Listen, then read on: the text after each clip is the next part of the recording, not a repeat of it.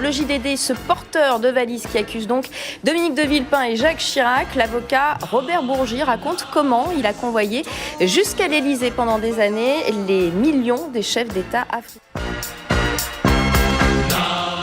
L'avocat affirme avoir porté pendant des années des valises d'argent liquide à l'Élysée et ce sous les yeux de Jacques Chirac et de Dominique de Villepin. C'est le grand déballage de Robert Bourgi. Il décrit 25 ans de financement occulte de l'argent versé par des chefs d'État africains. Sandra Gondon. Robert Bourgi explique tout d'abord pourquoi il a choisi de révéler ses pratiques. J'ai travaillé avec Dominique de Villepin pendant des années. Fin 2005, brutalement, il m'a chassé, il m'a déçu. N'est pas de Gaulle qui veut. C'est en mars 1997 que Dominique de Villepin demande à l'avocat de reprendre le flambeau de Jacques Foccart, en charge notamment sous de Gaulle des transferts de fonds entre les chefs d'État africains et Jacques Chirac. Des transferts en liquide qui peuvent atteindre 15 millions de francs, plusieurs dizaines de millions par an.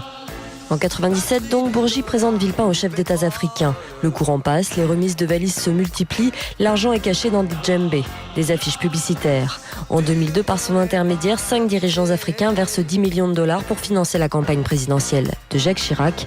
Après la réélection, les transferts continuent quand Villepin passe au Quai d'Orsay, à l'intérieur ou à Matignon. En septembre 2005, pourtant, le Premier ministre prend peur. L'argent de Sassou, de Bongo, de tous les Africains sans le soufre, c'est fini. Si un juste instruction vous interroge, ça va mal finir. Le système de financement par valise prend fin. Robert Bourgi se détourne de Dominique de Villepin. Il affirme n'avoir jamais remis d'argent africain à l'actuel chef de l'État, ni à Claude Guéant, et conclut sur ces mots « Je sais qu'aujourd'hui tout le monde a la mémoire qui flanche, moi, pas encore ».